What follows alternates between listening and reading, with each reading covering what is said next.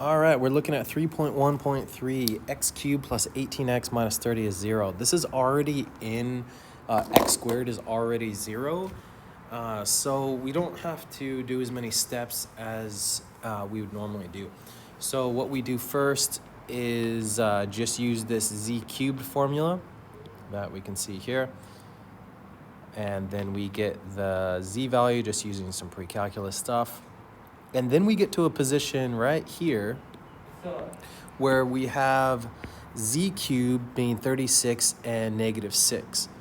But when we have these two values, we can choose either one, and both will lead to the same answer.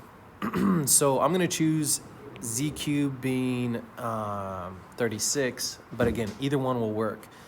Then we use page 20, proposition 2.7, and we go ahead and get all these values.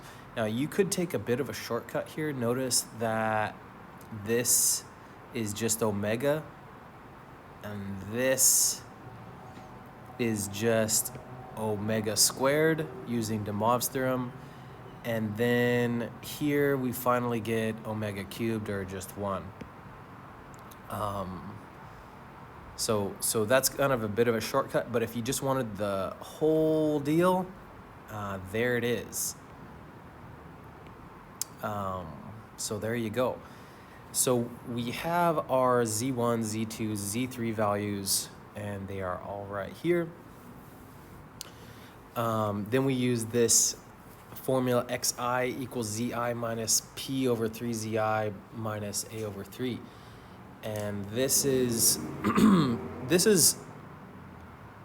this a right here. Notice this a is the thing attached to the x squared value, and so this is 0. But otherwise, this would be a value. So we have something of the form x cubed plus ax squared plus bx plus c is 0. So again, this a value is 0 in this case, because we have x cubed plus 18, well, plus 0x squared plus 18x minus 30 is 0. Okay, so that a value is 0, and we go ahead and plug these in. Remember that 1 divided by omega is omega squared.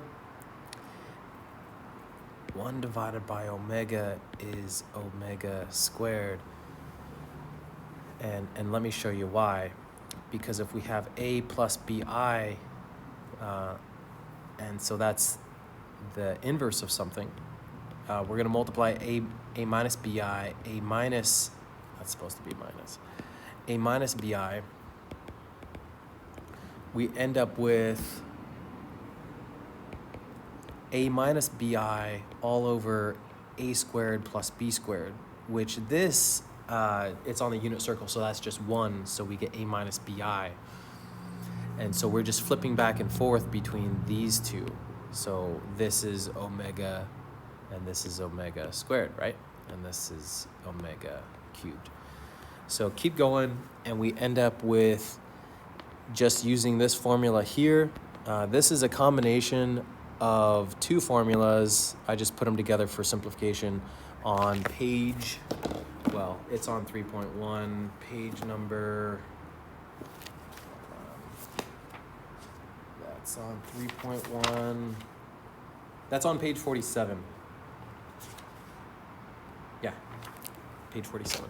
So then we just make sure, try not to make any mistakes from here on out, and we get all 3 x values, which are here, here, and here.